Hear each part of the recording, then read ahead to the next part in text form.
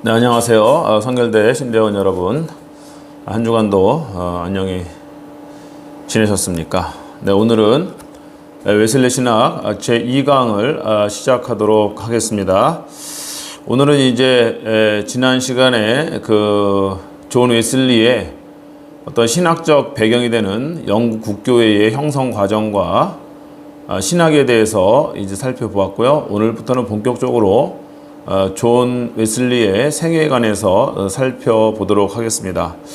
그런데 제가 이제 지난 시간에 존 웨슬리의 생애는 1703년에 태어나서 1791년에 이제 존 웨슬리 목사님이 이렇게 사셨기 때문에 18세기의 전형적인 인물이다, 그렇게 말씀을 드렸죠. 그래서 이 18세기를 잘 이해하는 것이 중요하다. 18세기의 이제 시대적인 상황을 이해하는 것이 중요해서 존 웨슬리의 생애를 다루기 전에 잠깐 18세기 특별히 영국의 시대적 상황을 잠깐 살펴보고 이제 존 웨슬리의 생애로 넘어가도록 하겠습니다. 자, 18세기의 영국의 시대적 상황을 보통 우리가 3R의 시대다, 그렇게 부르는 3R의 시대, 3R의 시대다, 이렇게 부르는데 이제 그 특징을 이제 R 세 개로 이제 우리 표현할 수 있죠. 첫 번째가 이제 Age of Reason, 두 번째가 Industrial Revolution의 R, 그 다음에 이제 세 번째가 The Age of Religious Revival 그래가지고 3R의 시대다, 그렇게 우리가 이제 영국의 시대를 많이 표현을 합니다. 그렇다고 한다면 첫 번째 이제 The Age of Reason, 그래서 이제 이성의 시대라고 부를 수 있겠죠. 18세기 영국은 참 이성의 시대였습니다. 계몽주의를 이제 넘어서서 계몽주의 사상이 막 꽃필 때 그 시대가 바로 이제 영국의 이제 시대죠. 그래서 많은 철학자들, 대륙의 철학자들, 독일의 철학자들, 또 영국의 철학자들, 많은 철학자들이 서로 상호 이제 영향을 주고 받으면서 어떤 계몽주의 시대에 이제 철학이 막 꽃피어나던 시대이기 때문에 우리가 이 시대를 이성의 시대 혹은 철학의 시대라고 이렇게 부르는 것이죠. 이성의 시대에 가장 유력했던 신론은 뭐냐면 이신론이라는 것입니다. 이신론, 영어로 디이즘이라고 부르는데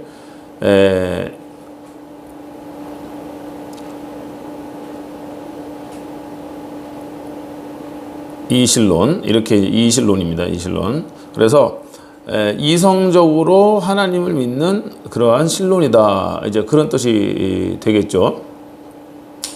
그래서 이제 웨슬리 시대에는 이 신론이 아주 득세를 했습니다. 그래서 이제 웨슬리가 다니던 옥스퍼드 대학교에도 이신론자들이 많았기 때문에 웨슬리는 평생 이신론자들과 논쟁을 해야 했습니다. 이신론의 가장 신학적 특징은 뭐냐면 하나님의 창조를 인정하지만 섭리를 인정하지 않는 것이죠. 그래서 이 세상을 신이 창조했다는 건 믿는데 신이 이 세상의 모든 것에 자연 법칙을 부여했다고 믿는 것이죠. 그래서 이 세상은 자연 법칙에 의해서 움직여진다, 작동이 된다. 그렇기 때문에 자연 법칙에 위배되거나 자연 법칙을 벗어나는 그런 현상들은 일어날 수 없다라고 믿는 것이죠. 그렇다고 한다면 성경을 이신론적인 관점을 가지고 해석하면 어떻게 되겠습니까? 성경이 믿을 것이 없는 것이죠. 예수님의 생애만 보더라도 처음부터 다 기적적인 요소가 있는 거 아닙니까? 동정녀 탄생, 예수 그리스도 대속의 죽음, 부활, 승천, 재림, 또 예수님께서 예수의 생애 가운데 행하셨던 모든 기적들 하나도 이제 이성적으로 받아들이거나 믿을 만한 것이 없는 것이죠.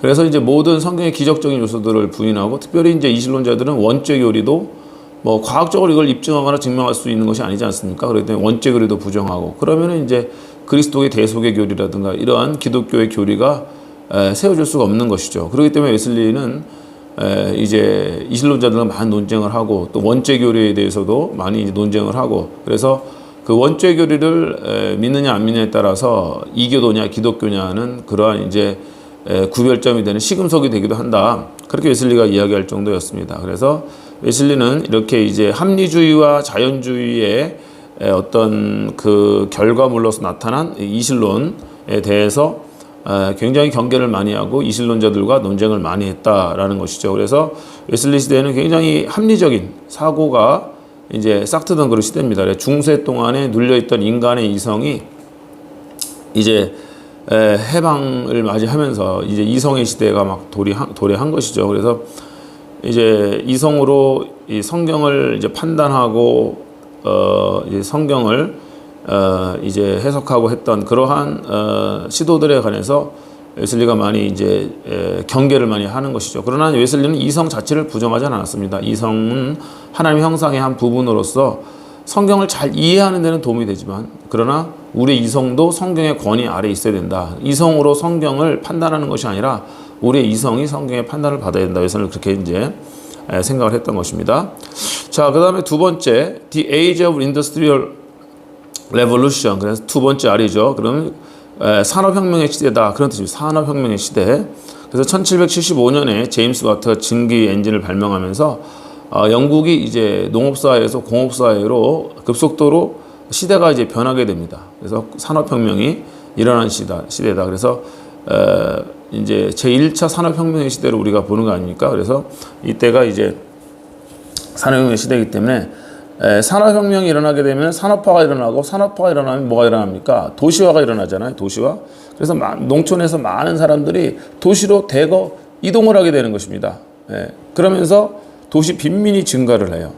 이것이 이제 웨슬리의 이제 평생의 사역과도 아주 밀접한 연관관계를 맺습니다. 특별히 영국만 하더라도 도시에 얼마나 그 18세기에 가난한 사람들이 많았나 몰라요. 특별히 브리스톨 같은 광산촌에는 아이들 6살, 7살짜리들이 뭐 새벽부터 밤늦게까지 막 하루에 18시간씩 일을 해야 되는 그러한 열악한 상황이었습니다. 그래서 가난한 사람들이 많았고, 또 의료 체계가 별로 안 좋기 때문에 사람은 많은데 또 이제 병든 사람이 많았고, 또 범죄가 많았죠. 그러다 보니까 도시에 막 사람들이 한꺼번에 몰리다 보니까 생활이 궁핍하고 이러다 보니까 이제 범죄가 많아졌습니다. 그래서 그 범죄로 인해서 교도소도 많아져. 그래서 웨슬리가 이제 사역한 것이 이제 교도소 사역도 많이 하게 되고, 가난한 사람들에 대해서 이제 사역도 많이 하고, 병든 자에 대해서 사역. 그래서 웨슬리는 갇힌 자, 가난한 자, 병든 자, 이 사역을 옥스포드 대학교 시절부터 평생 동안 하게 됩니다. 일관성 있게. 그래서 우리가 이제 웨슬리에게 이제 배울 수 있는 중요한 점 중에 하나가 뭐냐면요, 웨슬리는 한 번 시작하면 꾸준하게 합니다. 뭐든지 꾸준하게 해요.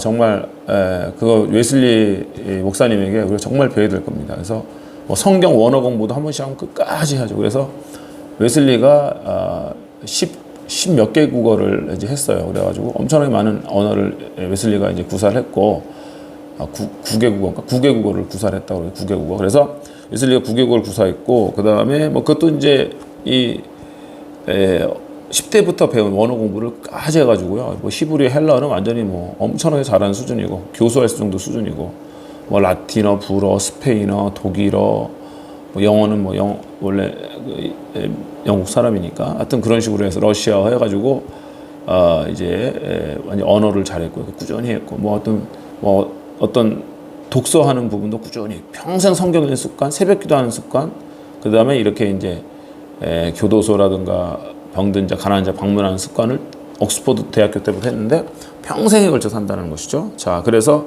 그런 이제 그 산업혁명이 일어나면서 도시 빈민이 증가하는 것이 웨슬리의 감리교 사역에 굉장히 많은 그 영향을 미친다는 것이고요.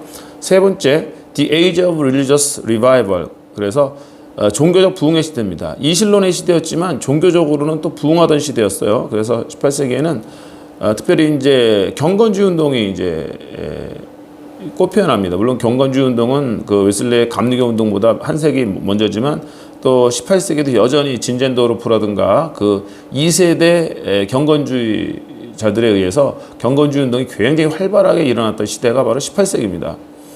그래서 이제 우리가 보통 경건주의 그러면은 뭐 기도 많이 하고 성경책 많이 읽고 이런 사람은 경건주의자 이렇게 말하는데, 이 경건주의라는 용어는 역사적 맥락이 있는 용어라는 것입니다. 그래서 특별히 경건주의 운동이라고 하면은 독일 루터 교회 내에 신앙 갱신 운동이 바로 독일 경건주의 운동인 거예요. 그래서 이거를 줄여서 우리 경건주의다, 역사적으로 이렇게 부르게 되는 것입니다. 그래서 독일 루터 교회가 루터가 이제 1517년에 종교개혁 할 때는 오신칭의의 오직 믿음으로, 그래서 이신칭의의 교리로서 이제 종교개혁을 해서 이제 루터교회를 시작했는데, 루터교회가 시간이 지나다 보니까 어떻게 되냐면 교조주의화 되는 거예요. 교조주의가 뭡니까? 어떤 교리에 대한 신념 아닙니까? 그래서 이신칭의에 대한 그 어떤 뚜렷한 신념만 갖고 있고 이신칭의를 지적으로만 동의하면은 그 사람은 루터교회의 신자가 된다고 생각을 한 거예요.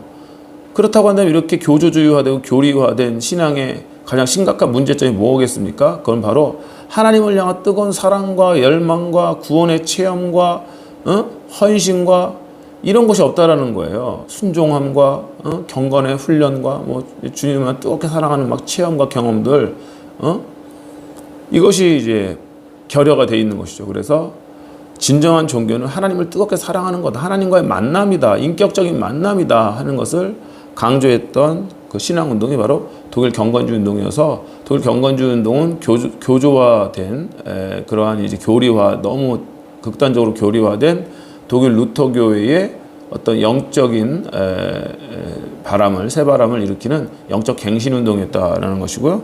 그 다음에 무엇보다도 이제 우리가 이제 배울 그 이제 감리교 운동이 18세기에 일어났죠. 존 웨슬리 감리교 운동. 감리교 운동 뭡니까? 영국 성공회의 영적 갱신 운동입니다. 그래서 경건주의가 독일 루터교회의 영적 갱신 운동이라고 한다면 감리교회는 영국 성공회의 영적 갱신 운동이다. 그렇게 이해하시면 되겠습니다. 그래서 제가 지난 시간에도 말씀드렸지만은 존 웨슬리는 영국 국교회의 목사의 아들로 태어나서 본인이 영국 국교회 목사 안수를 받고 돌아가실 때까지 영국 국교회가 지구상에서 가장 성경적인 교회라고 믿고 돌아가신 분이 바로 이제 웨슬리 목사님이다. 그래서 웨슬리는 뼛속까지 영국 성공회 신자고 목회자다 하는 것을 제가 말씀을 드렸죠. 그런데 영국 성공회가 너무 이제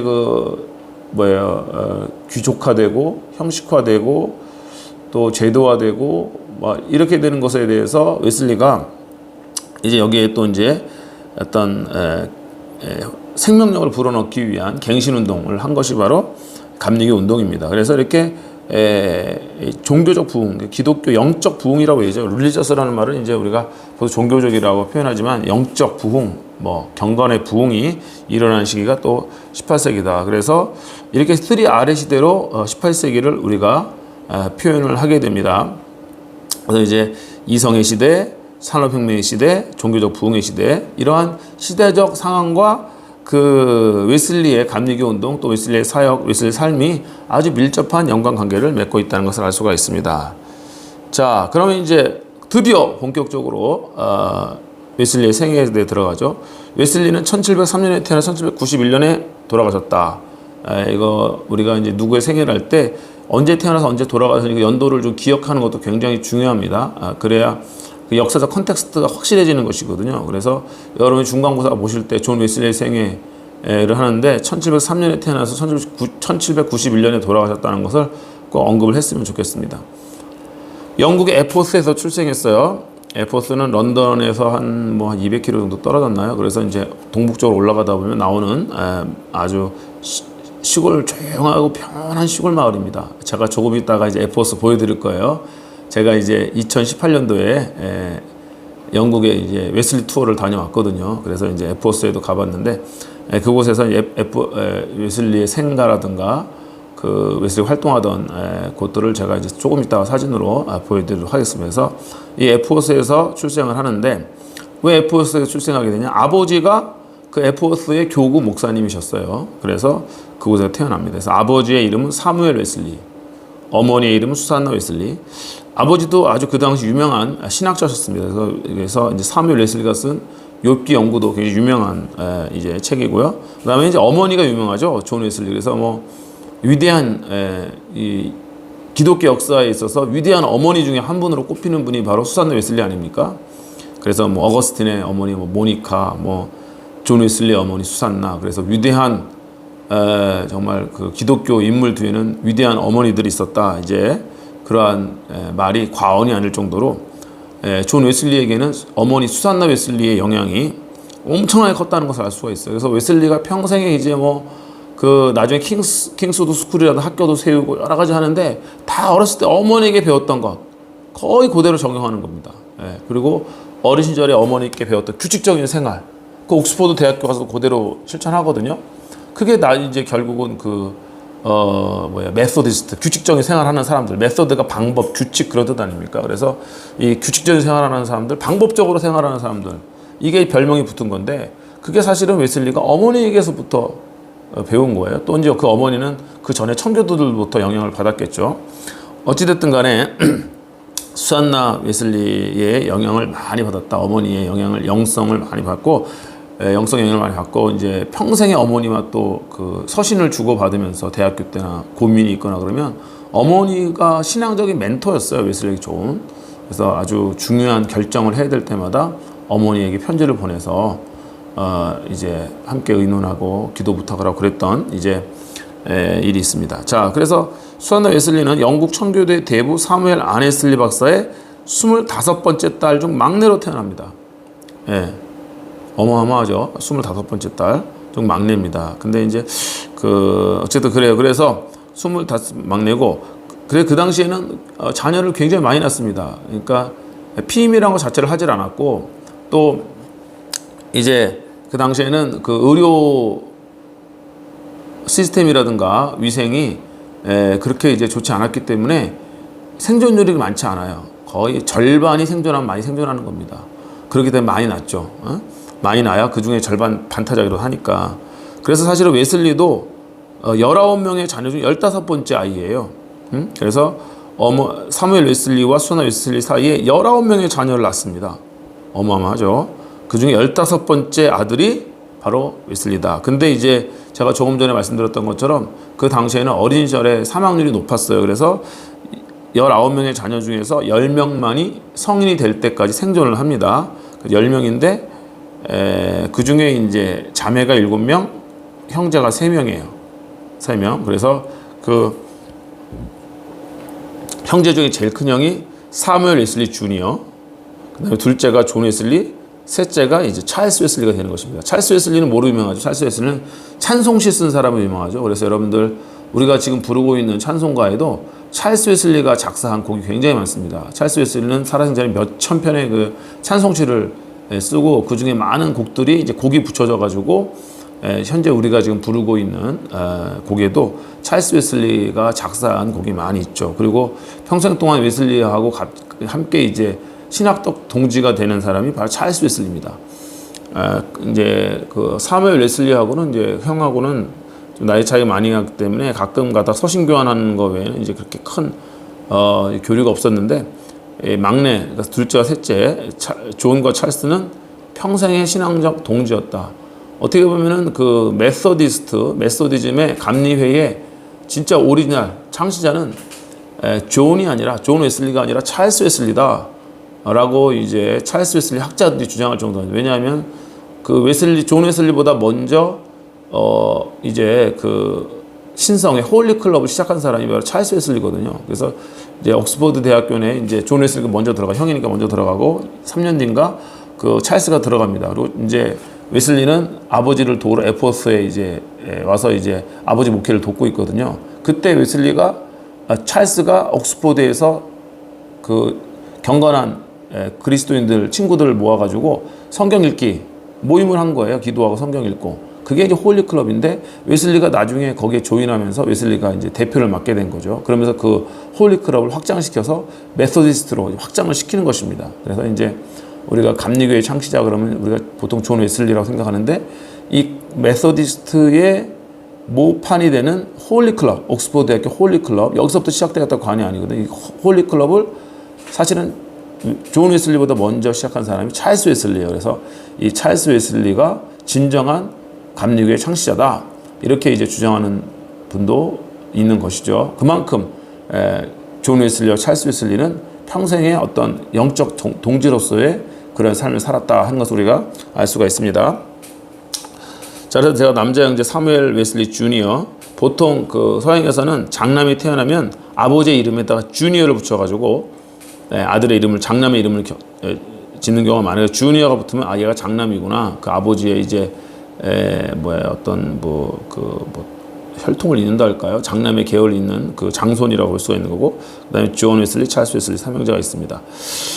그 다음에 이제 조금 있다가 말씀드리겠지만은 1709년 웨슬리가 이제 6살이 되었을 때 그 에포스의 목사관에서 화재가 나요.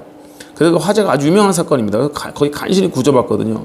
화재가 나가지고 이제 다 애들을 뭐 얼마나 애들이 많았겠어요. 그 당시에 이제 웨슬리가 막내 15번째니 그 당시에 뭐 몇 명이 살아남은지 모르겠는데 10명이 넘는 아이들이 있었을 거 아닙니까? 그럼 막 1번, 2번, 3번 세어보는데 15번이 없는 거야. 존 어디 갔냐 막 보니까 존이 저 에포스 목사 2층에서 엄마 살려줘요 막 이러고 있는 거예요. 사람들이 막 그 목마를 타고 올라가가지고 존을 구해낸 그 사건이 아주 유명한 사건입니다. 그래서 여기 보시면 제가 이제 써놨죠. 에포스 목사관에 6살 때 불이 나서 엄마가 이제 뭐라고 그랬냐면 A brand plucked out of the burning 그래가지고 불 속에서 꺼낸 타단한 막대기다 이런 식으로 이제 생각했고 존도 그렇게 자기 전에 생각했어요. 그래서 나는 원래 6살 때 이미 죽을 수밖에 없는 생명인데 하나님이 나에게 제2의 생명을 허락하신 것은 하나님의 특별한 섭리가 있을 거다. 그러니까 어머니 수산나도 그렇게 생각했고 본인도 그렇게 생각했어요. 그래서 이때의 그 사건은 하나님이 존에게 아주 특별한 어떤 계획하심이 있을 거다라는 생각을 그 엄마가 생각을 하면서 존을 양육하게 되는 그런 이제 기회가 되는 것입니다. 그래서 어린 시절부터 근면, 검소, 정직 등의 덕목을 배우면서 엄격한 교육을 받고 웨슬리가 이제 자라나게 이제 어머니의 이제 교육을 받는 거. 그래서 10살 때까지는 홈스쿨링을 하는 거랑 마찬가지예요. 수산나 웨슬리가 그리스어 똑같은 거죠. 히브리 헬라어도 아주 잘했어요. 원어도 잘하시고. 그래서 요즘 생각해 보십시오. 엄마가 아들에게 6, 7살 된 아들에게 히브리어 가르치고 헬라어 가르치는 엄마가 있다 생각해 보세요. 와, 대단한 거 아닙니까? 근데 수산나가 바로 그런 어머니였다라는 거죠. 자, 그래서 이제 수산나 웨슬리의 그 교육의 예가 나와 있습니다. 여러분들 책에도 이제 이 책이죠. 제가 이 책에도 앞부분에 거기 나와 있는데, 그래서 제가 이제 한번 그 예를 읽어드리면 성수주일, 부모에게 순종하기, 거짓말 안 하기, 서로 이름을 때 brother and sister로 부르기, 남의 소유권 침해 안 하기, 시간과 약속은 정확하게 지키기, 잘못하여 매 맞고 울 때는 소리내지 않고 울기, 집안에서 큰 소리 내지 않기. 이거 잘못하여 매 맞고 울 때는 소리내지 않고 울기 참 재밌지 않습니까? 얼마나 아이들한테 참 엄격하게 교육을 했다고 볼 수가 있는 것이죠. 그래서 수산나 웨슬리는 원죄교리를 믿었잖아요. 원죄교리. 그래서 아이들은 태어나면서 죄성을 가지고 태어난다. 그러니까 그 죄성은 다스려져야 엄격한 교육에 의해서 다스려져야 된다라고 그렇게 이제 믿었던 분이에요. 그렇기 때문에 아마 어린 시절부터 이렇게 자녀들을 엄격하게 교육하지 않았나 생각이 됩니다. 요즘 같으면 참 힘든 이야기죠. 요즘 저도 뭐 딸 셋을 이제 키우고 있지만은 물론 이제 위에 큰 두 딸 다 컸습니다. 이제 다 컸고 대학생 이상 됐고 막내가 중3인데 아유 이거 자녀들 키우는 게 이게 정말 보통 일이 아니거든요. 근데 어쨌든 수산나는 이렇게 어린 시절부터 엄격하게 해서 자녀들을 키워나갔다. 그리고 계속해서 하겠습니다. 경박한 말이나 장난 안 하기, 간식 안 먹기, 가족 기도회, 가족 기도회, 기회가 아니라 가족 기도회에 철저히 참석하기, 음식 버리거나 남기지 않기. 그 다음에 이러한 그 철저한 엄격한 교육에 의해서 웨슬리를 키웠다라는 것이고요. 이건 아까 말씀드렸죠. 에포스의 목산에 불이 났다. 그 다음에 이제 8살 때부터 사무엘 웨슬리 아버지가 웨슬리를 이제 성찬식에 참여하게 했습니다. 그래서 웨슬리는 어린 시절부터 아주 성례전적 영성을 지니고서 자라났다. 이것이 바로 이제 웨슬리가 이후에 성찬식, 세례나 성만찬, 특히 성만찬을 굉장히 강조하게 된 어떤 가장 근본적인 원인이지 않을까라고 그렇게 생각이 되는 것이죠. 그래서 이제 웨슬리는 굉장히 성례전을 중요시하고 거의 매주 뭐 일주일에 몇 번씩 성례전을 할 정도로 성례전에 굉장히 아주 큰 의미를 부여하고 성례전을 통해서 그가 이제 많은 신앙의 체험을 하게 되는 것이죠. 그다음에 이제 규칙에 따르는 생활로 이제 훈련받아 아까 말씀드렸고요. 자, 지금부터 이제 웨슬리가 태어났던 그 에포스를 우리 한번 가보도록 하겠습니다.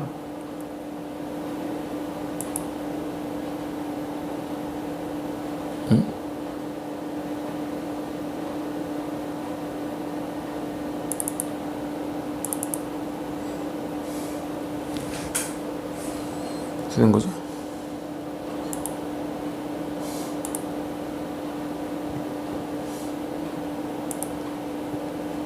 잠시만요. 죄송합니다. 이게 왜 안 나오죠? 사진을 다 띄웠는데.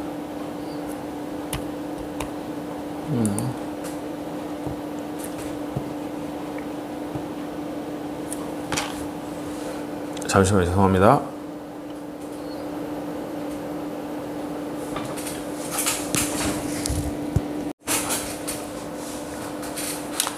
네. 지금 보시는 곳이 이제 존 웨슬리의 그 생가의 입구입니다. Welcome to Epworth Old Rectory. 그래서 에프워스의 목사관에 오신 걸 환영합니다. Admission ticket and shop this way. 그래서 그 입장 티켓 받는 것 이 길로 가라. 그래서 또 이제 여기서 시작이 되는 것이죠. 네. 자, 여기가 이제 입구입니다. 아까 여기서 이제 어드미션 티켓하고 받을 수 있는 거, 존 웨슬리의 생가가 이렇게 이제 관광화 되어 있거든요. 그래서 여기서 이제 입장료를 받고 들어가는, 입장료, 죄송합니다. 제가 지금 입장료를 내고 들어가는 것입니다. 그래서 이제 여기가 이제 입장권 파는데 이제 들어가려고 하고 있고요. 그래서 이제 여기서 이제 입장권을 사가지고 이제 웨슬리 생가로 여기가 웨슬리 생가입니다. 여기 에퍼스, 바로 여기가 이제 에퍼스의 목사관. 그래서 여기가 에퍼스 사택이라고 볼 수가 있는 것이죠. 그래서 웨슬리가 태어나고 자란 곳 바로 여기입니다. 이거는 이제 들어가기 전에 제가 이제 여기를 이제 영국을 2018년도에 다녀왔어요. 2017년도가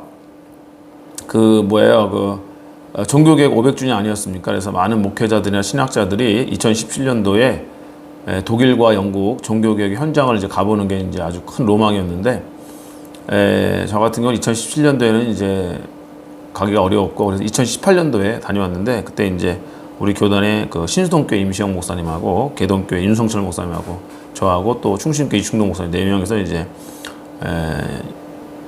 독일과 영국을 다녀온 것이죠. 그 중에서 이제 영국에 가가지고 여기서 이제 웨슬리 투어를 우리가 한 것입니다. 자, 여기가 이제 티켓 파는 데고요. 이거 기념품 같은 거 팔고 웨슬리에 대한 책자 같은 거 팔고 그런 데입니다. 자, 그래서 이제 거기를 지나서 이제 웨슬리의 이제 목회관으로 들어가는 것입니다. 안내하는 분들을 따라서 여기 가면 친절하게 안내해 주신 분이 또 다 있어요. 자, 그래서 이제 들어와서 여기가 이제 1층이겠죠. 1층에 가면 이제 웨슬리의 이제 어떤 흉상 같은 게 있고 이렇게 옛날에 쓰던 가구들이 그대로 있는 것, 전시되어 있는 것을 우리가 볼 수가 있습니다. 그 다음에 안내하는 분하고 우리 임시영 목사님 사진이 있고 웨슬리 흉상 같은 게 있고 이제 웨슬리의 가족들이 쓰던 테이블이죠. 식탁 테이블. 여기서 이제 웨슬리와 이제 가족들이 밥을 먹었을 거라고 이제 생각이 되는 것이죠.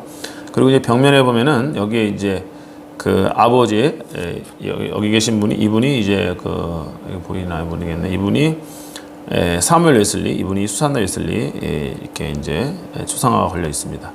그리고 또 웨슬리 칠드런 그래가지고 웨슬리 자녀들 몇 명이 이제 기록이 1명, 2, 3, 4, 5, 7, 8, 9, 10명이 기록되어 있네요. 자, 그래서 어쨌든 이런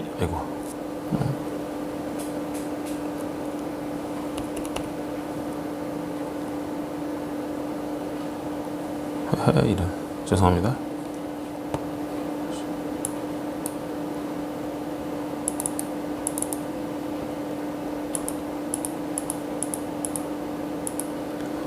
이렇게 돼 있고 그 당시에 이제 쓰던 시계 같은 거, 그다음에 웨슬리가 앉았던 의자, 테이블, 웨슬리 칠드런, 그다음에 아까 제가 말씀드렸던 목사관의 분란 장면 있잖아요. 그게 이제 그림으로도 이렇게 남아 있습니다. 보시면은 그래서 여기 2층에서 불이 나는데 사람들이 막 목에 사람을 태워가지고 이렇게 지금 존 웨슬리를 구해내는 장면입니다. 이것이 이제 누군가 유명한 화가가 그려가지고 웨슬리 생가에 이렇게 올라가는 2층 올라가는 복도 벽에다가 붙여놓은 것이죠. 2층 올라가는 계단 아주 그냥 오래된 역사의 어떤 흔적을 우리가 느낄 수가 있습니다. 그래서 2층에서 이제 바라본 마당 뒷마당인가 찍은 것 같아요. 그다음에 이분이 이제 저희 안내해 주던 그게 안내원이시고 2층을 안내해 주신 거였거든요. 그래서 이제 2층에 방으로 들어왔죠. 그래서 2층에 침실이 있습니다. 그래서 여기서 이제 수산노 웨슬리하고 이제 사무엘 웨슬리 부모님 쓰던 방인 것 같아요. 테이블, 침대. 그다음에 그때 보던 성경책 이제 그랬죠. 예. 그다음에 존 웨슬리의 초상화 걸려 있고요.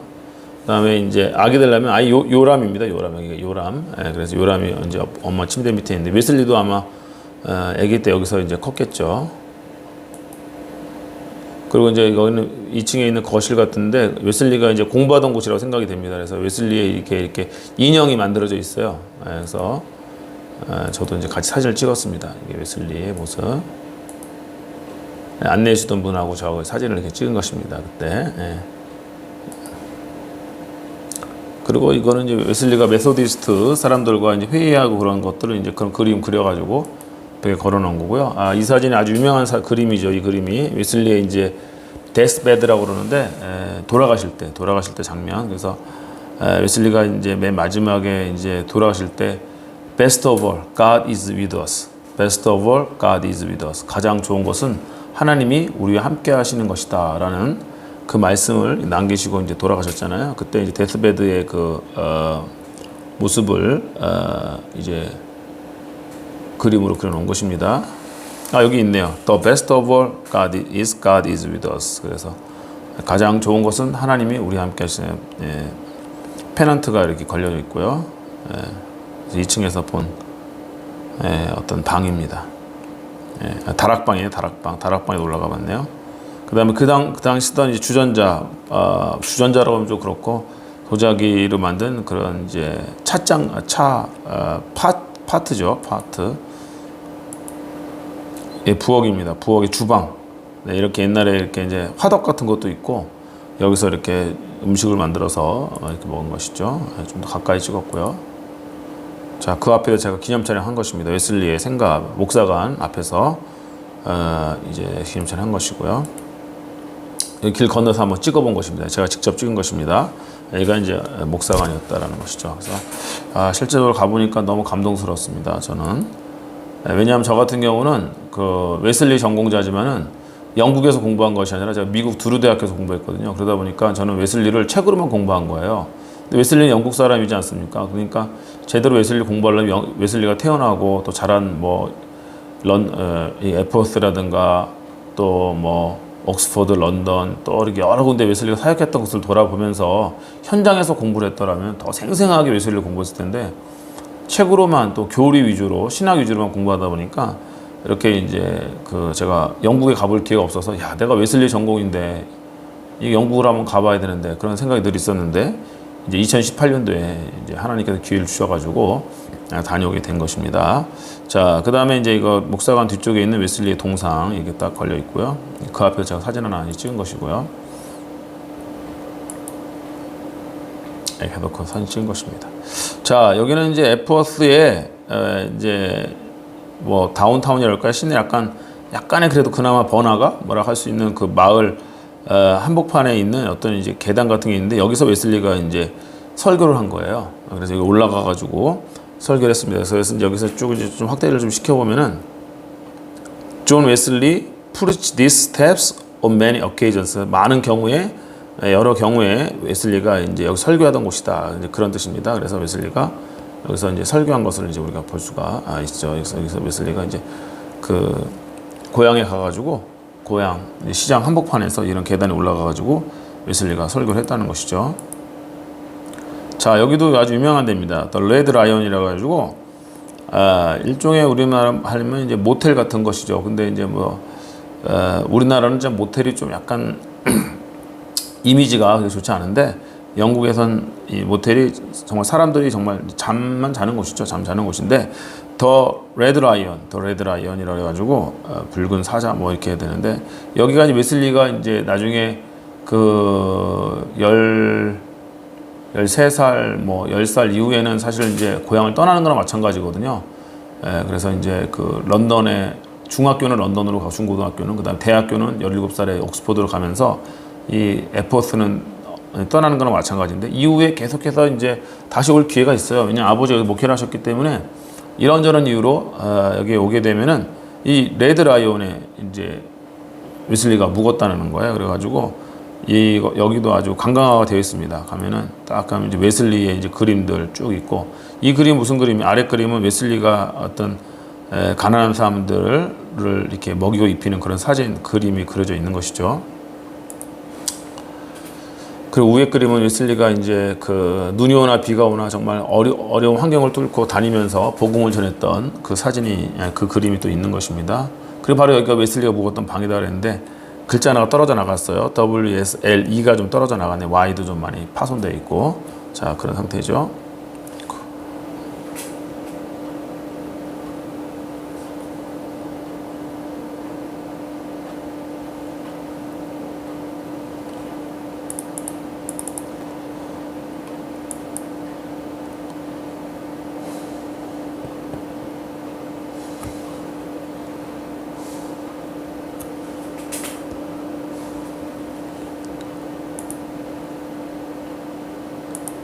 여기서 키운 다음에 제가 이거 어떻게 나갈지 몰라가지고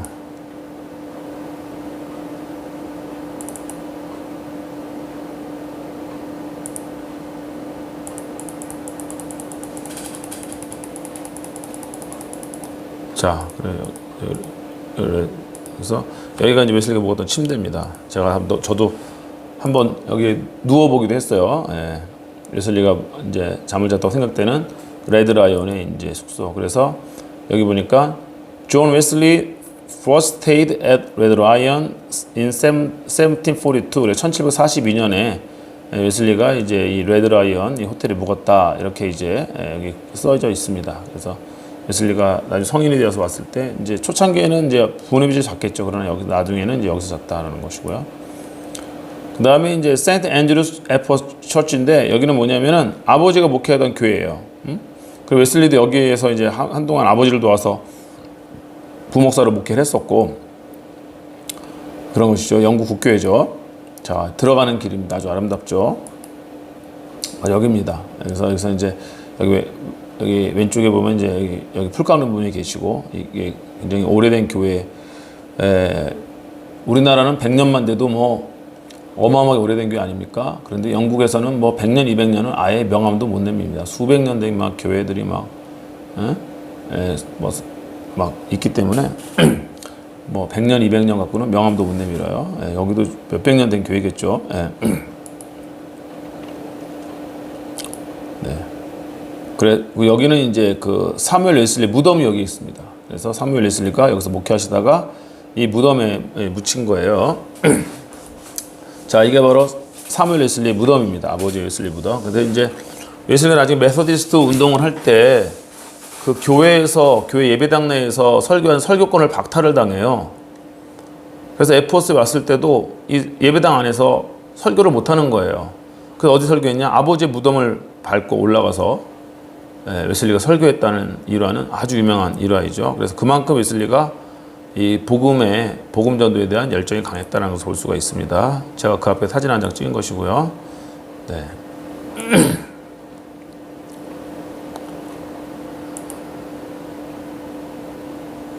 뒤편입니다. 뒤편 가니까 엄청나게 더 낡았더라고요, 교회가. 와. 네, 그 교회 모습이고, 여기는 이제 웨슬리 메모리얼 그 에포스에 있는 감리교회입니다. 아마 이제 웨슬리 기념 감리교회를 하나 세웠겠죠. 웨슬리가 이제 감리교회를 창시했으니까. 그래서 감리교회 모습이다. 아까 거기는 이제 아버지가 목회하던 영국 성공회고요. 여기는 감리교회입니다. 에포스, the home of the Wesleys, 웨슬리 가문의 고향. 그래서 거기가 에포스다. 이렇게 지금 이런 안내 표지가 있는 거예요. 네, 그 웨슬리 기념교회 가서 거기서 제가 이제 딱 한번 손들고 포즈를 한번 취해봤습니다. 물두멍도 있고요. 교회 내부 모습입니다. 이렇게 되어 있습니다. 자, 그리고서 이제 우리가 다른 교구로 이동하는데 그 사무엘 웨슬리가 에포스뿐만 아니라 바로 옆마을 루트라는 마을이 있는데 이 루트 마을까지도 한 교구였어요. 이런 거 보시면 완전 시골 아닙니까? 그냥 양쪽으로는 초원이 쫙 펼쳐져 있고 정말로 너무 평화로운 마을이었어요. 여기서 좀 이제 에포스에서 좀 가면 루트라는 곳이 나오는데 거기에도 이제 웨슬리의 이 흔적이 남아 있습니다. 그래서 웨슬리가 이제 아버지를 도와서 함께 목회하던 교구이기 때문에 여기까지 있는 것이. 그래서 세인트 팬크레스 처치 오브 루트라고 되어 있어요. 여기가 이제 웨슬리 아버지가 함께 하던 근데 여기가 이제 교회 문은 잠겨져 있더라고. 너무 오래돼서 교회가 더 이상 예배 드리는 사람 없는 것 같아요. 그리고 유럽의 교회들은 보면 이렇게 앞에 묘지가 있어요. 묘지가 있고 여기 신자들이 이제 이 교회 다니다가 돌아가시면 바로 거기에 묻히는 겁니다. 교회 묘지에. 그래서 아주 인상 깊었어요. 앞에가 다 묘지고 저 뒤가 교회입니다. 이게 교회예요, 교회. 그냥 뭐 저기가 아니라. 근데 지금 십자가는 없고 그런 거 보니까 지금은 예배드리는 성도들이 없는 것 같아요. 이렇습니다. 사진 찍어온 거고요. 그 뒤쪽에 가서 난 찍었고 다양한 각도에서 한번 찍어본 것입니다. 길 건너편에서. 네. 자, 이상입니다. 여기까지가 이제 그 에포스가 어떤 분위기인지 좀 보셨죠? 시골 마을이고 이렇게 한적하고 평화로운 그런 영국의 시골 마을이었다. 이곳에서 웨슬리가 태어나고 자라고 또 이곳에서 이제 어머니로부터 또 많은 교육을 받고 자랐던 그런 곳이 바로 여기다라는 것을 우리가 알 수가 있습니다. 자, 다시 돌아가서요.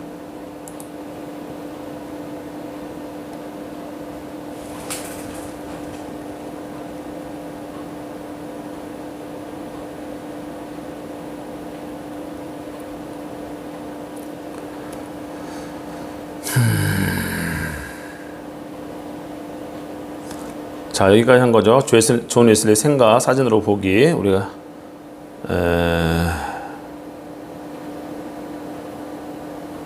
여기까지 한 거랑 마찬가지입니다. 자, 그래서 그렇게 됐고, 그 다음에 이제 웨슬리가 1703년생인데 1711년도에 한 10살 넘어서죠. 10살 정도 됐을 때 이제 차터하우스라는 곳으로 유학을 가게 됩니다. 차터하우스. 이게 중고등학교, 중등교육이에요. 그래서 10살 때까지는 어머니에게 배우고 초등학교 과정을 어떻게 보면 홈스쿨링으로 했다라고 해도 과언이 아닙니다. 그래서 이제 1714년에 그러네 10살 정도죠. 그래서 이게 14년인가 14년.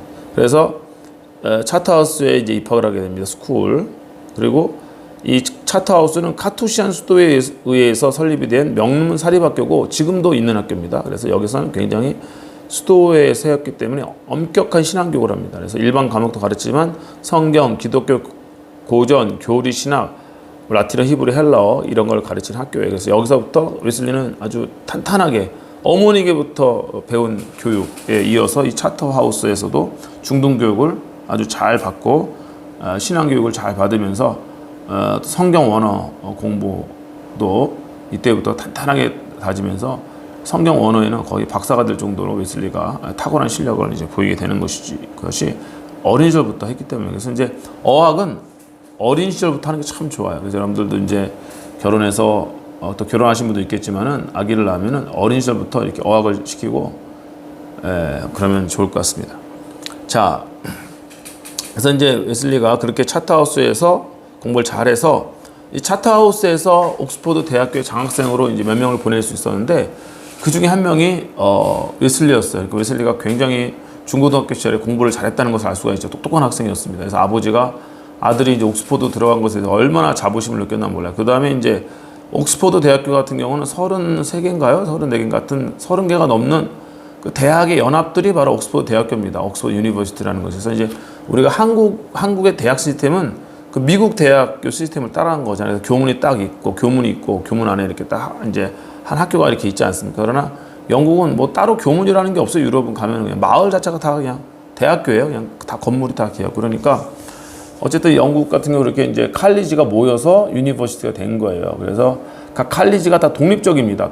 재정도 독립적이고 교수님들이 다 독립적이에요. 그러나 또 느슨하게 다 연계가 또 돼 있어가지고 우리 한국의 대학교 시스템으로는 아주 이해하기 힘들어요. 처음에 저도 가서 이 옥스퍼드 대학교 시스템을 이해하느라고 굉장히 힘이 들었는데 어쨌든 그 칼리지의 연합이다. 그래서 유니버시티가 된 건데 여기에 이제 옥스퍼드 대학교에서도 가장 좋은 또 이제 그 옥스퍼드 대학교 안에도 33개의 칼리지가 있다고 그랬잖아요. 각 독립된 대학이 있는데 그 중에서도 좀 더 이제 뭔가 명성 있는 데가 있고 그런데 그 중에 가장 명성인데 크라이스트처치입니다. 크라이스트처치. 그래서 다음 주에 제가 이제 옥스퍼드 대학교 크라이스트처치를 보여드릴게요. 사진으로.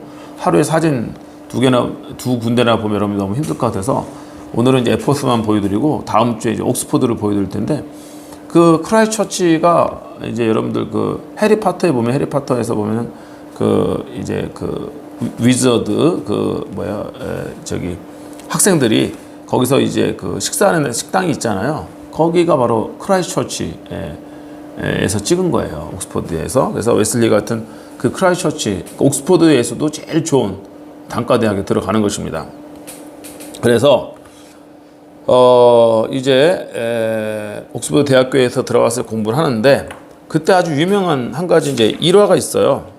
그래서 그 일화를 한번 여러분들에게 알려드리도록 하겠습니다. 역경 중에 감사하는 짐꾼, 여러분들 책 42페이지에 있습니다.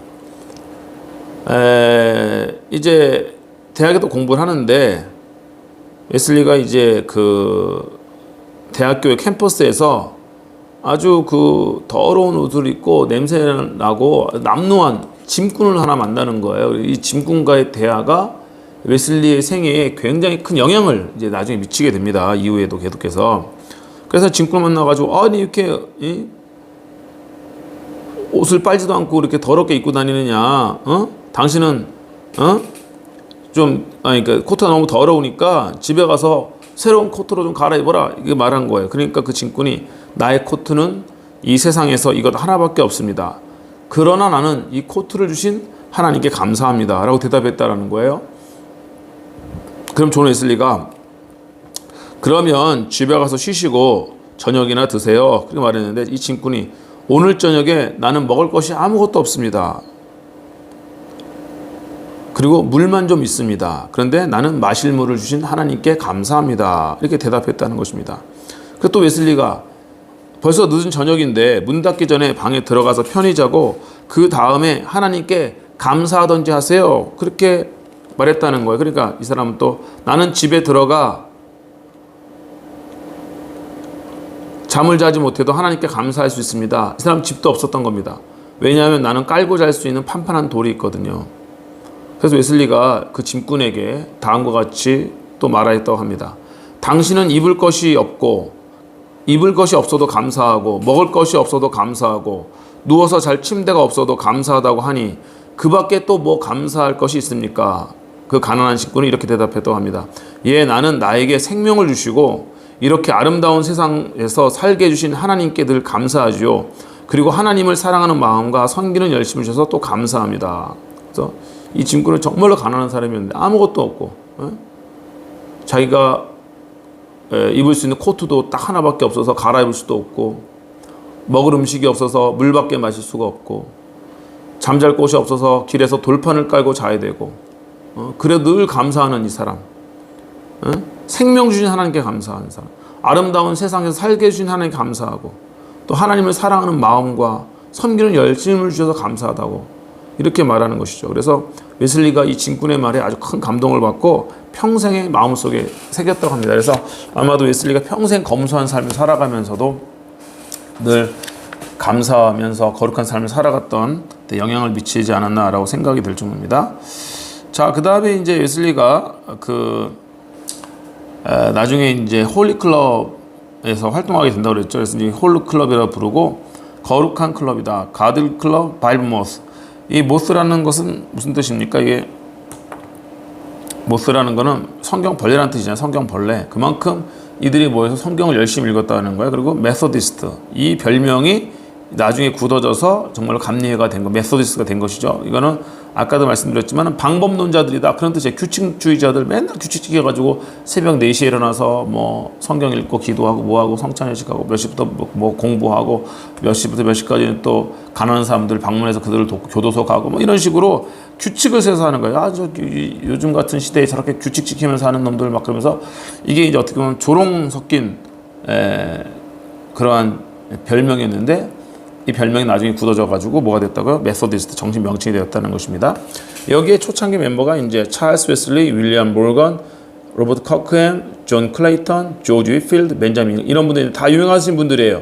한 분 한 분 뜯어보면은 다 아주 너무도 배울 것이 많은 분들인데 시간 내서 이분들이 한 분 한 분 다 뜯어볼 수는 없고 이 중에서 이제 조지 위필드 여러분 기억나시죠? 조지 위필드도 감리교회였어요. 감리교 초창기 멤버입니다. 그래서 이제 제1차 대각성 운동, 미국의 제1차 대각성 운동을 이끈 두 명 중에 한 명 아닙니까? 조나단 에드워드와 조지 필드. 조지 필드가 영국을 넘어서 미국까지 대서양을 건너서 미국까지 가가지고 그곳에서 대각성 운동을 일으킬 정도로 그 당시 엄청난 부흥사였어요. 이 사람이 바로 웨슬리와 함께 옥스포드에서 이 신성 클럽, 홀리 클럽 했던 멤버 중에 한 명입니다. 그래서 이 6, 7명이 처음에 모여서 하나님 말씀 나누고 서로 기도했던 모임이 커져가지고 지금 전 세계 몇 천만 명의 신도를 거느린 그 감리교회가 된 것이고, 그 외에도 웨슬리안 교단들, 성결교회를 비롯한 웨슬리안 교단들이 얼마나 많이 있습니까? 그러니까 참 소그룹 모임이 중요한 것 같아요. 하나님의 뜻에 붙잡힌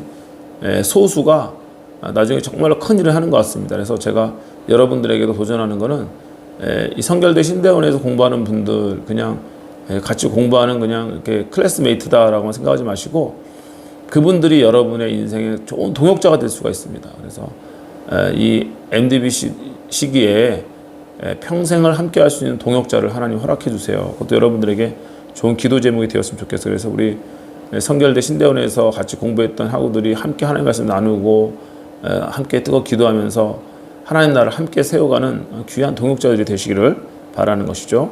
자, 그래서 이제 그 신성회에 그 아주 중요한 사역이 두 가지가 있었습니다. 그게 이제 기도하고 성경 경고서 읽고 성만찬하고 금식하고 이런 것들인데, 이런 경건의 훈련을 우리는 works of piety라고 해요. works of piety, 경건의 사역이다, 그런 말입니다. 그래서 이게 굉장히 중요한 거니까 꼭 알아두시기 바랍니다. works of piety. 그 다음에 이제 이건 하나님과의 관계죠. 개인적인 하나님과의 관계. 근데 이것만 한 것이 아니라 우리가 이제 우리보다 어려운 사람들을 찾아가서 주님의 이름으로 그들을 위로하고 격려하고 돕는 사역을 하자. 그래가지고 교도소 방문하고 가난한 자 방문하고 병든 자. 이게 아까 제가 말씀드렸던 그 영국의 18세기의 도시화 현상하고도 아주 밀접한 관계가 있는 현상이라고 그랬죠. 도시로 사람들이 몰리다 보니까 위생이나 의료시설이 열악한 가운데서도 가운데 범죄가 많이 늘기 시작해 가난한 사람이 많고 병든 자가 많다고 그랬잖아요. 그런 시대상, 그런 시대를 사실 어떻게 보면 시대의 아픔을 끌어놨던 사람이 바로 존 웨슬리다. 그 시대의 아픔을 그냥 모른 척하면서 우리끼리 그냥 모여서 기도하고 성경 읽고 하는 것에 그치지 않은 것이 아니라 시대의 필요를 채웠다. 감리교 운동이 그것이 굉장히 이제 중요한 포인트입니다. 그래서 이걸 우리 works of mercy, 자비의 사역, 한국말로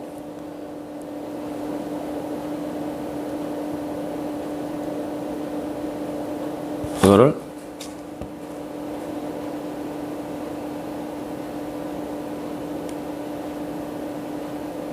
자비의 사역이라고 하는 것입니다. 자비의 사역. 이거는 잠깐만요. 써볼까요?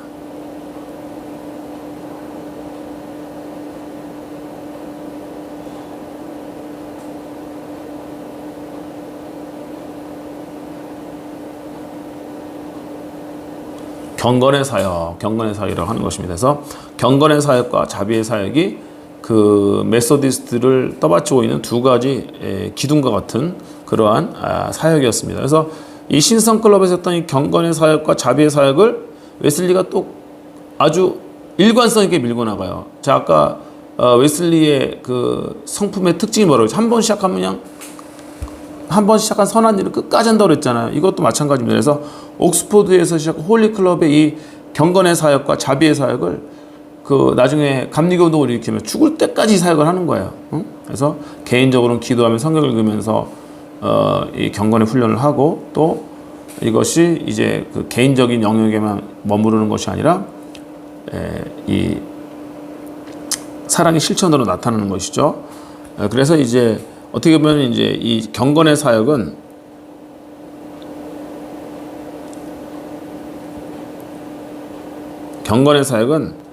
개인적 성화다. 이게 이렇게 부를 수가 있어요. 개인적 성화. 그래서 이제 웨슬리에게 있어서 이제 성화론이 굉장히 중요하잖아요. 개인적 성화. 그 다음에 자비의 사역은 사회적 성화. 라고 우리가 부를 수가 있겠죠. 그래서 개인적 성화와 사회적 성화가 모두가 다 이제 중요한 것입니다. 그래서 개인적 성화의 토대 위에 사회적 성화. 그래서 수평적인 것과 수직적인 것이 균형을 이뤄야 사실은 우리 하나님이 기뻐하시는 것이 될 수가 있는 것이죠. 자, 그렇습니다. 그래서 이제 이 자비의 사역, 경건의 사역, 개인적 성화, 사회적 성화의 이 균형이 바로 옥스포드 시절부터 웨슬리가 이제 균형을 이뤘던 것인데, 이것이 바로 웨슬리의 삶 전체를 관통하는 아주 중요한 사역의 원리가 된다라는 것입니다. 자, 그다음에 이제 웨슬리 옥스포드 생활이 어땠느냐? 이제 지금 이제 여기서는 이제 옥스포드에서 신성 클럽 한 것에 대해서 얘기한 것이고요. 이제 1725년에 웨슬리가 이제 21, 2살, 3살 어간에 디컨 안수를 받습니다. 디컨 안수라는 건 이제 지금 말하는 전도사인데 전도사 정도가 되는 거예요. 하자면. 그래서 이제 어쨌든 웨슬리가 이제 옥스포드 대학교를 졸업하고 이제 목사 안수를 받으려고 하니까 아버지와 어머니 사이에 어떤 이견이 있는 거예요. 아버지는, 그러니까 아버지 어머니에게 내가 이제 목회자가 되려고 하는데 조언을 주세요, 이렇게 하니까 아버지의 조언과 어머니의 조언이 완전 다릅니다. 좀 차이가 있어요. 그게 또 유명합니다. 제가 좀 읽어드리도록 하겠습니다.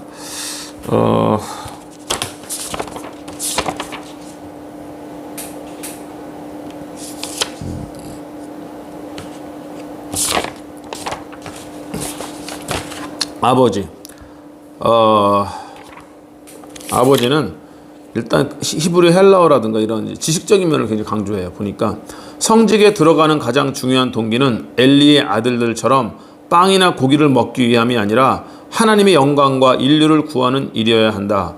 그리고 이러한 성직 수행의 자격을 갖추려면 성경에 대한 철저한 지식과 성경을 원어로 능통하게 읽고 해석할 수 있어야 한다. 결코 성직 임명을 받기 위해서 조급하게 서두르지 말아야 한다. 그래서 더 공부하라는 거예요. 성직 임명 받기 위해서 너 히브리 헬라어 더 능통하게 할 때까지 성경을 원어로 능통하게 읽고 해석할 수 있을 때까지는 더 공부해라. 이런 이제 차원에서 아버지가 사무엘 웨슬리가 존 웨슬리에게 아들에게 이제 충고를 해주는 것, 어드바이스를 해주시는 것이고요. 어머니는 신학적인 소양보다는 실천적 영성의 소양을 더 이제 중시하는 편이었던 것 같아요. 그래서 좀 길지만 제가 읽어드리도록 하겠습니다. 내가 목사 안수 받는 것에 관해서 마음을 확실하게 정하지 못하는 것 같구나. 나는 네가 취향이나 감각적인 욕구를 따르지 않고 성령의 이끄심에 따라서 결정하기를 바란다. 성령께서 너의 마음을 더욱 근원적이고 영적인 것으로 이끌어가며 내가 하나님을 섬기는 신앙을 내 생애의 중심과 전체로 삼기를 바란다. 무엇보다 중요한 것은 이것이다. 먼저 너 자신을 진지하게 성찰하고 내가 전심으로 구원을 갈망하고 있는지, 그리고 진심으로 모든 죄를 회개하고 하나님께 생애 전체를 맡기려 하는지를 확실하게 해야 한다. 나는 성직에 들어가려는 너의 계획을 큰 기쁨으로 환영한다. 그러나 내 아버지와 나는 이렇게 기쁜 일에도 생각이 같지 않으니 우리 가족의 불행이 될까 두렵구나. 나는 너의 결정과 계획에 전적으로 동의하며 너의 목사 안수가 빠르면 빠를수록 좋다고 생각한다. 그렇게 되면 내가 실천적인 신학을 더 많이 공부하게 될 것이다. 나는 성직 후보생에게는 실천적인 신학이 가장 필요하고 유익한 공부라고 믿는다. 네 아버지와 이 점에서 나는 생각이 다른데 네 아버지 생각이 너에게 걸림돌이 되지 않기를 바란다. 이론 신학도 중요하지만 늘 필요한 것도 아니고 또 실천적인 것만큼 중요한 것 아니니 그것에 치중하는 것은 현명하지 못하다. 나는 네가 절대적으로 중요한 것을 소홀히 하고 상대적으로 덜 중요한 것에 더 신경 쓰는 일이 없기를 바란다. 그러면서 이제 어머니가 이렇게 웨슬리에게 조언을 줍니다.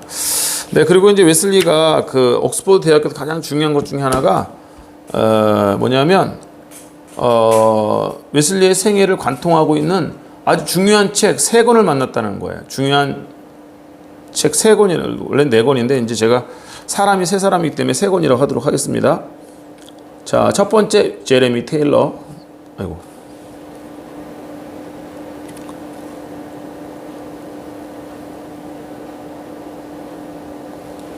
제레미 테일러, 영국 국교회 이제 유명 영성가입니다. 토마스 캠피스, 윌리엄 로. 토마스 캠피스는 중세에 아주 유명한 기독교 영성가죠. 윌리엄 로도 마치 그 당시에 영국 국교회 아주 유명한 영적 지도자였습니다. 이런 분들의 웨슬리가 책을 읽고 많은 도전을 받게 된 거예요. 자, 그러면 이제 이분들의 책의 제목을 한번 웨슬리가 옥스퍼드 대학교 시절에 웨슬리에게 아주 중요한 영향을 줬던 이 책들의 한번 제목을 우리 한번 살펴보도록 하겠습니다. 첫 번째 제레미 테일러 쓴 Rules and Exercise of Holy Living and Holy Dying.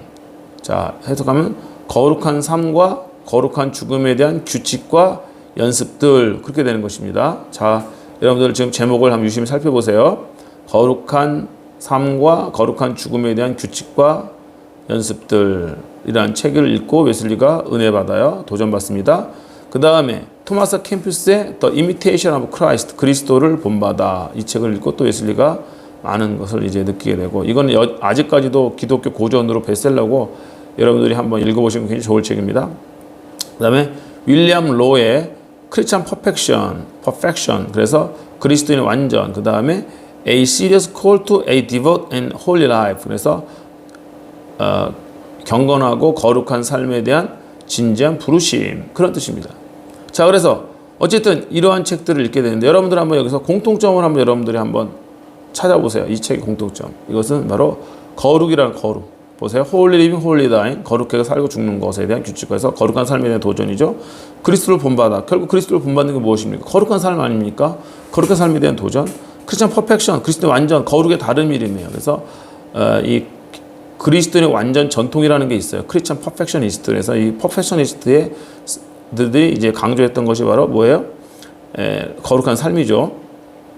그래서 거룩한 삶을 이제 많이 강조하게 된다는, 제가 이렇게 하다 보니까 이게 너무 지저분하게 되네요.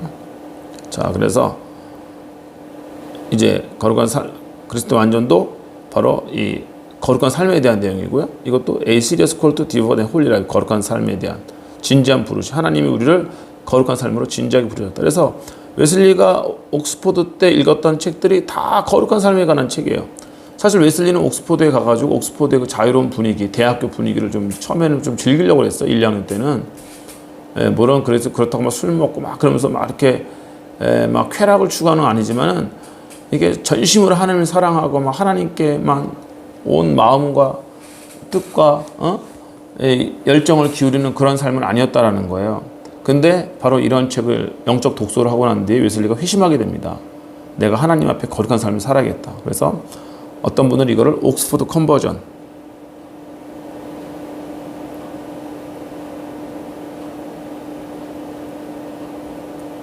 옥스퍼드 회심이다, 그렇게 불러요. 옥스퍼드 회심. 그래서 옥스퍼드에서 일단 웨슬리가 하나님 앞에 회심을 한 거다. 하나님 거룩하게 살겠습니다.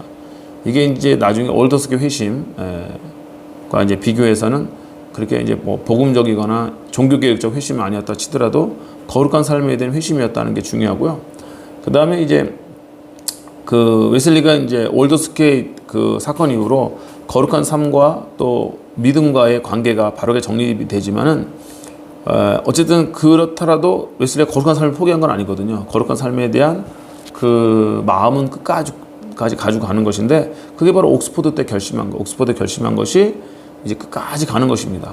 물론 칭의와의 관계 속에서 칭의의 조건이냐, 칭의의 결과냐 하는 것은 좀 차이가 있죠. 그래서 이때는 이제 칭의를 위해서 내가 성화의 삶을 살아야 된다는 생각을 한 것이지만, 어쨌든 일관된 주제는 뭐라고요? 성화의 삶이다라는 것은, 거룩한 삶을 살아야겠다는 것은 이 옥스퍼드 때 회심하고 웨슬리가 변하지 않았다는 것이고요. 그리고 이런 책들이 다 중요시 여기는 게 있어요.